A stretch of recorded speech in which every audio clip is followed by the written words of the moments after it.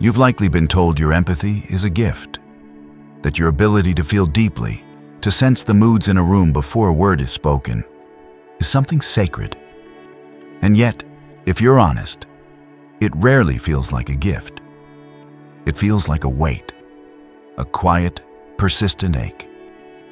You listen well, absorb pain easily, anticipate the needs of others effortlessly. Yet somehow, in all your caring, you've grown distant from yourself. Praise for your kindness begins to taste like punishment. Your goodness feels like a sentence. Carl Jung understood this long before the term empath entered popular vocabulary. His final insight into the empathic psyche was both radical and deeply compassionate.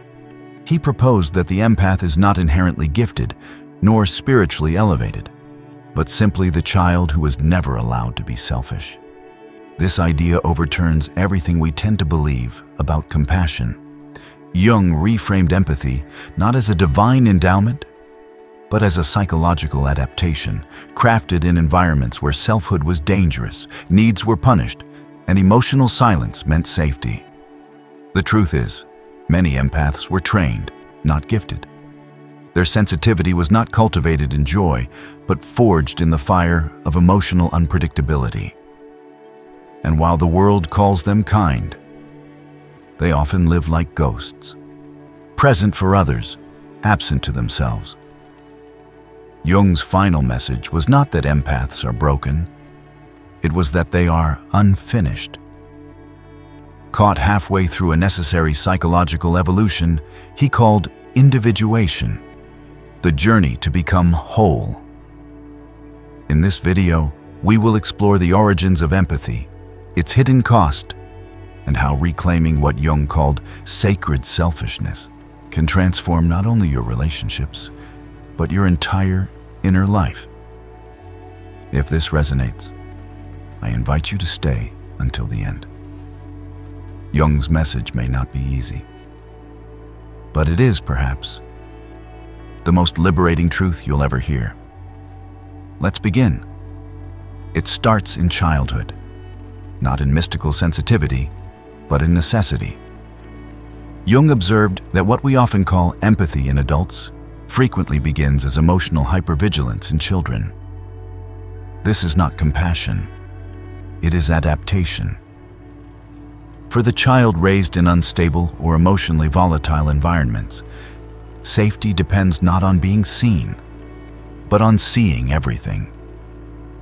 These children learn to scan the emotional field around them with precision. A glance, a tone, a silence, all become data. Their nervous system becomes a tuning fork for threat, a seismograph for other people's moods. Neuroscience confirms what Jung intuited. Studies on childhood trauma demonstrate that chronic emotional stress reshapes the developing brain. The amygdala, which governs fear responses, becomes hypersensitive.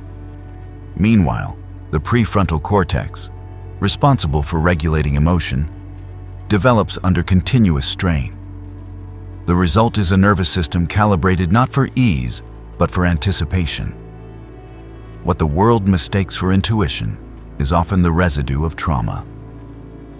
Jung described this phenomenon as premature ego adaptation, a condition where the child constructs their personality not from a secure exploration of self, but from the need to stabilize others. In these cases, the ego, the conscious center of identity, does not form around internal truth, but around external survival. The child becomes what others need them to be. Selfhood is postponed. Expression is muted. Boundaries dissolve like salt in water. This child becomes the emotional barometer of the household. They are often praised for being mature, kind, or wise beyond their years. But beneath that praise is a cost. They learn that being attuned to others grants safety, while expressing their own needs results in conflict or withdrawal. And so, they stop expressing. They stop asking. They disappear, first emotionally, then existentially. This is the birthplace of the adult empath, not in divine wiring, but in emotional deprivation. Jung understood that the psyche adapts with extraordinary creativity. But all adaptation comes with a price. For the empath, that price is steep, the gradual severing from the authentic self. If you were the child who read everyone's feelings before your own, if you became the helper to stay safe, the good one to avoid chaos, you are not alone. You were not born overly sensitive. You were trained to feel everything except yourself. And this, Jung would say, is the first great paradox of the empathic path. Here lies the paradox. The more attuned the empath becomes to others, the more estranged they grow from themselves. Jung understood that this hypersensitivity to external emotion, while adaptive in childhood, becomes self-destructive in adulthood.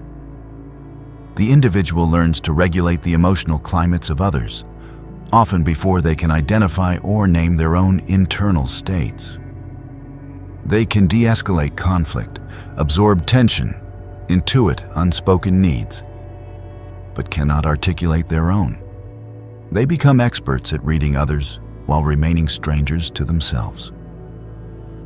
This is what we might call the empathic paradox. It is the condition of being deeply connected to others, yet deeply disconnected from the self. You may feel everything, but you cannot feel you. Jung noted that when selfhood is sacrificed for the sake of relational survival, a false identity, what he called the persona, emerges. This persona is socially functional. It is agreeable, helpful, adaptive. But it is not true. It is a performance learned through necessity, not a self freely discovered. Over time, the persona becomes so dominant that the individual forgets there was ever something underneath it. The result is emotional exhaustion. You give endlessly. You show up for everyone. But beneath your compassion simmers a quiet rage, a longing to stop, to say no, to choose yourself. And yet when those urges surface, guilt rushes in. You fear becoming selfish. You fear rejection. You fear being seen as what you were taught was wrong. Here, Jung introduces one of his most important concepts: the shadow. The shadow is not simply the dark or evil parts of the psyche. It is everything that has been exiled from consciousness. For the empath, the shadow contains not cruelty or malice, but something much more threatening to their identity: the forbidden right to exist on their own terms.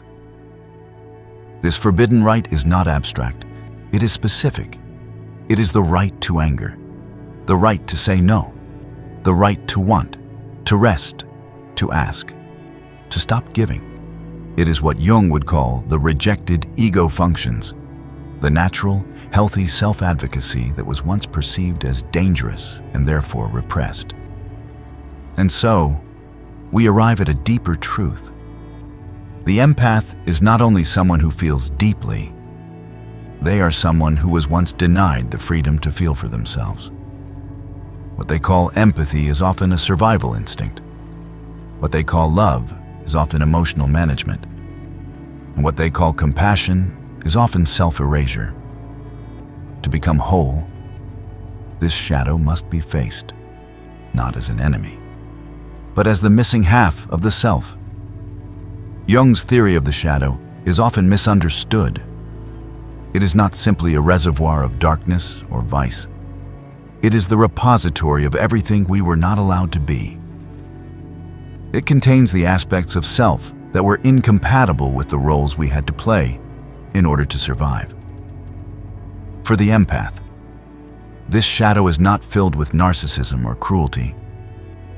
It is filled with what we might call forbidden selfishness, a constellation of impulses that were once natural but became taboo. Jung observed that many empaths carry immense guilt not because they have done harm, but because they feel the stirrings of impulses that contradict their role. the desire to be alone, to stop helping, to assert boundaries, to be unavailable. These are not signs of pathology. In fact, Jung insisted they are evidence of psychological health attempting to re-emerge. He wrote, "These impulses are not pathological. They are the missing pieces of a complete personality. To feel anger does not make you cruel. To desire solitude does not make you cold. To say no does not make you unkind. It makes you whole. But to reclaim these pieces, the empath must confront what Jung called moral conditioning, the internalized belief that goodness means selflessness, and selflessness means disappearing.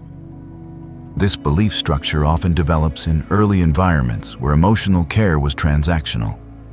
If you were only praised when you were helpful, quiet, or accommodating, you learned that self-expression was dangerous, and that being good meant being less. As adults, this conditioning persists. Empaths give not always out of love, but out of habit, an unconscious contract. If I take care of you, maybe I will be safe. But Jung warned that compulsion masquerading as compassion leads to burnout, resentment, and identity loss. Here, he introduces the principle of compensation, the psyche's tendency to restore balance when one aspect becomes overdeveloped. The more the empath suppresses their needs, the more the unconscious will force those needs to the surface. What begins as subtle fatigue becomes exhaustion. What begins as hesitation becomes rage. Jung called this psychological reversal an antiodromia, the process by which any extreme, when pushed far enough, turns into its opposite. The empath who gives endlessly becomes resentful. The one who never says no eventually explodes. This is not failure. It is the soul's revolt against imbalance. Jung would say that the psyche, in its wisdom, will not allow you to live as a fragment forever. The forbidden selfishness must be reclaimed, not as rebellion, but as restoration. It is not about becoming self-centered. It is about becoming self-possessed. Jung called this the ethical obligation to become oneself. It is the recognition that your psychological health, your wholeness, is not a luxury. It is a moral necessity. To touch this forbidden part of the self is terrifying, but it is also the beginning of true healing. Not a healing that comes from being useful, but from being real. When the shadow remains unacknowledged, the psyche eventually demands a reckoning. For the empath, this reckoning often arrives not as a dramatic breakdown, but as something far more insidious: burnout. Not mere fatigue, but a deep psychological collapse. A moment when the survival strategy of self-erasure can no longer be sustained. Jung called this phenomenon the principle of compensation. When one part of the personality becomes overdeveloped, the unconscious pushes the opposite into awareness in an attempt to restore balance. The longer the empath gives from emptiness, the louder the unconscious calls for restoration.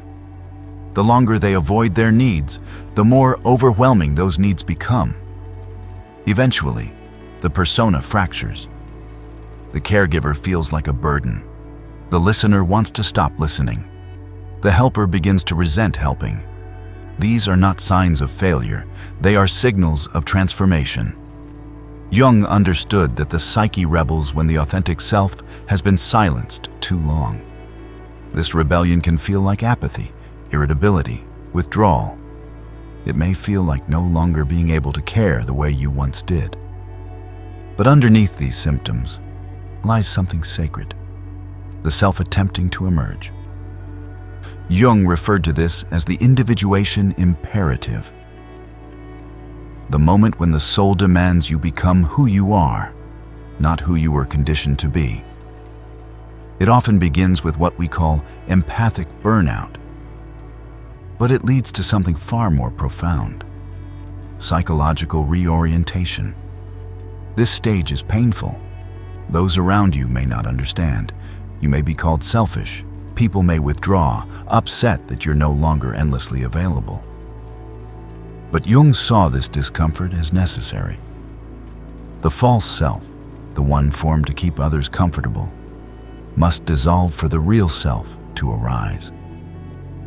This is what Jung meant when he wrote, "One does not become enlightened by imagining figures of light, but by making the darkness conscious." The empath's darkness is not malevolence.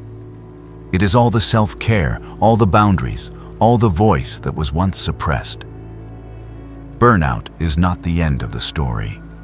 It is the turning point, the invitation to stop performing care and start practicing wholeness. Out of this turning point emerges one of Jung's most important and most misunderstood ideas: sacred selfishness. In modern culture, selfishness is often equated with narcissism, egoism, or moral failure. But Jung made a clear distinction between self-centeredness and what he called the ethical obligation to become oneself. Sacred selfishness, in Jung's framework, is not about rejecting others. It is about ceasing to reject yourself. The empath who reaches this stage must reclaim what was once forbidden, the right to exist on their own terms. Jung wrote, "The healthy individual is able to love himself as much as he loves others." Sacred selfishness is that balance. It is the moment the empath learns that caring for themselves is not betrayal, it is foundation. 3 core elements define this transformation. First, emotional sovereignty. The understanding that you are not responsible for managing other people's feelings. Jung emphasized that over-identification with others' emotional states disrupts individuation. Taking responsibility for others' moods denies them their own psychological development, and it denies you your autonomy. Second, boundary consciousness, a term that aligns with what Jung called ego boundary development. It is the capacity to sense where you end and others begin. It is the spiritual clarity that says, "This is my experience, that is yours." Without it, the empath becomes porous, absorbing not only pain, but dysfunction. Third, need legitimacy. Jung noted that empaths often treat their own needs as optional, while treating others' needs as urgent. Sacred selfishness demands a reversal. Your needs are valid. They are not indulgent. They are not conditional. They are part of what makes you a whole human being. When these principles are integrated, a quiet revolution begins. The empath no longer gives from compulsion, but from choice. No longer from emptiness, but from overflow. No longer out of fear, but from freedom. This shift is not just internal. It reshapes relationships, decisions, priorities. It marks the transition from unconscious empathy to conscious empathy. From servitude to sovereignty, from performance to presence. Sacred selfishness is not the abandonment of compassion. It is its purification.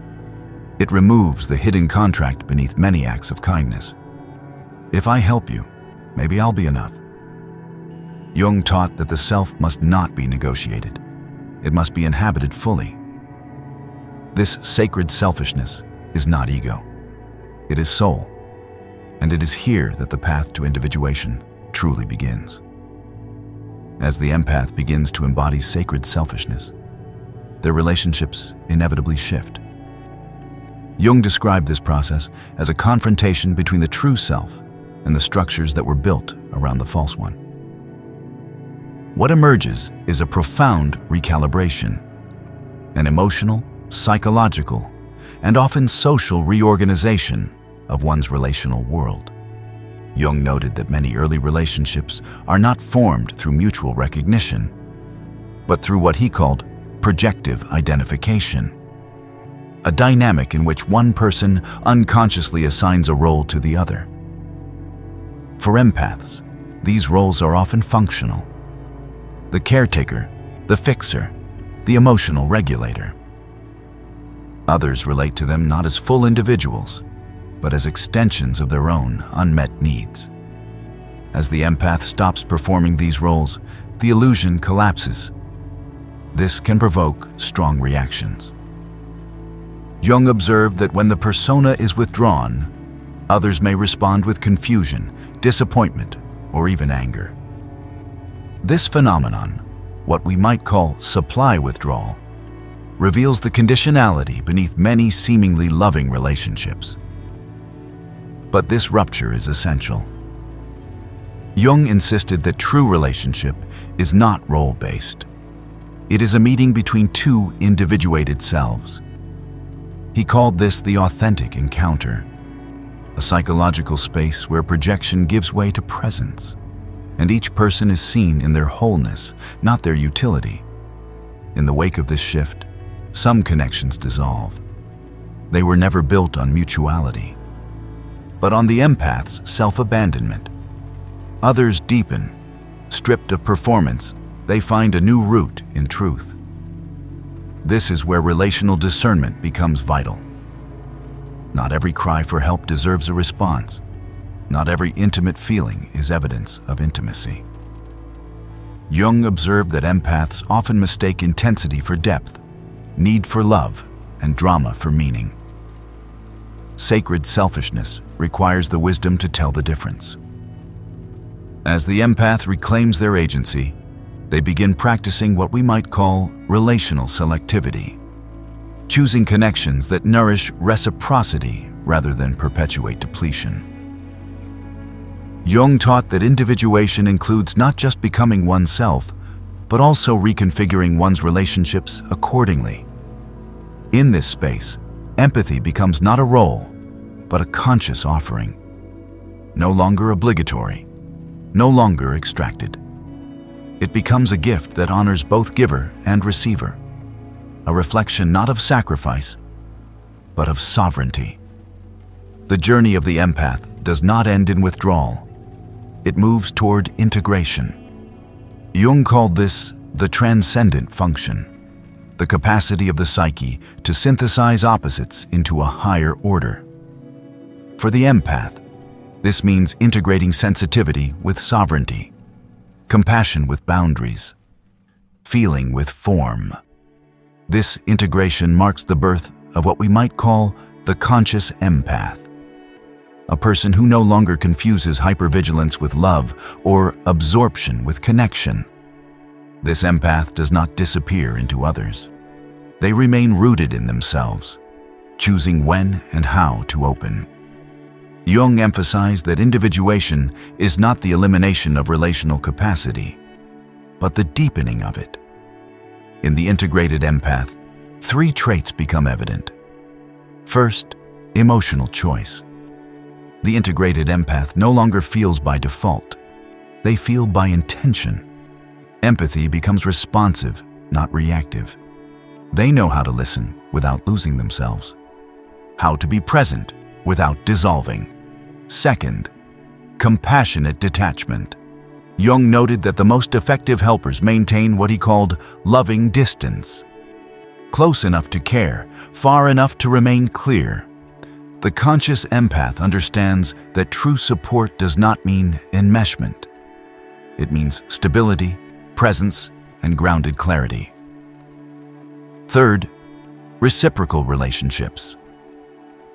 The integrated empath no longer builds connections on imbalance. They are drawn to those who also do their psychological work. Relationships become spaces of mutual growth, not one-sided emotional labor.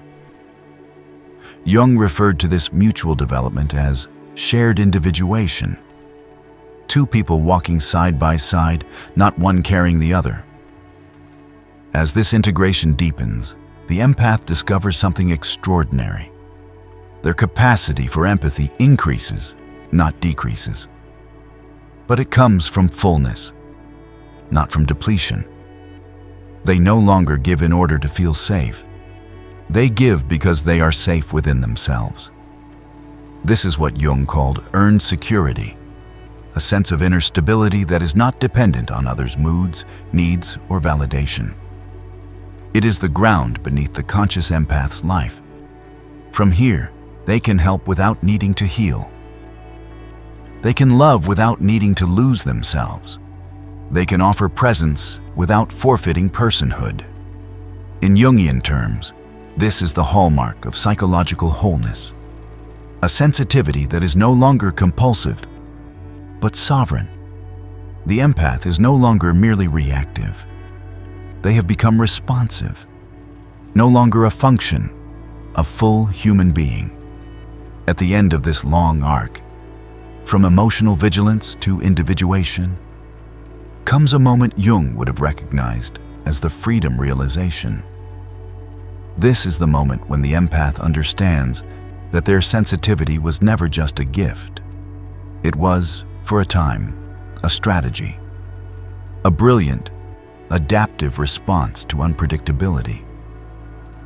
Empathy was how they navigated a world where their needs were too much, their anger too dangerous, their joy too loud.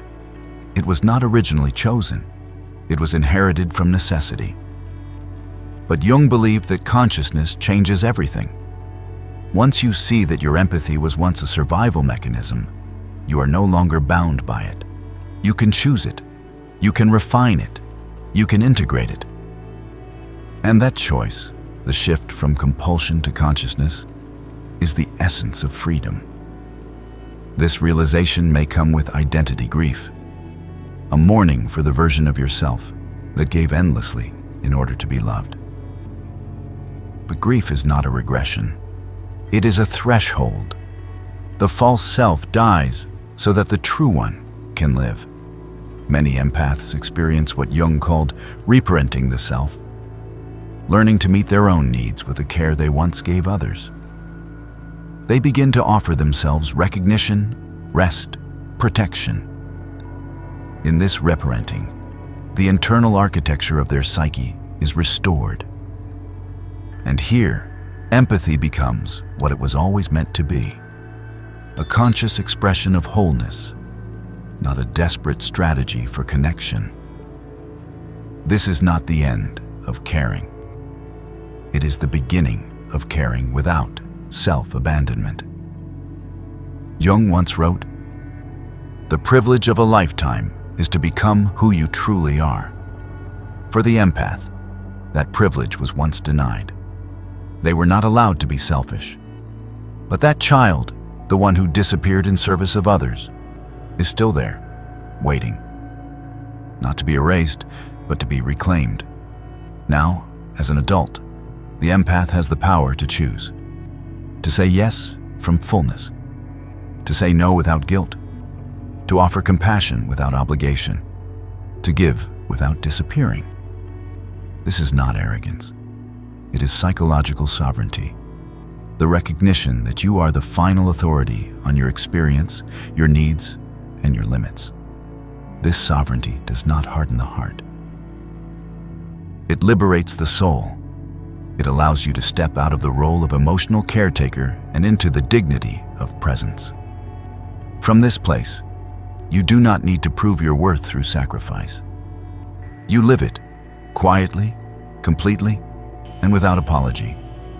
Jung called this individuated wholeness, a state in which all parts, light and shadow, feeling and boundary, self and other, are brought into balance. The integrated empath embodies this not as theory, but as lived reality. And so the journey ends, not in sainthood, but in selfhood, not in performance, but in presence.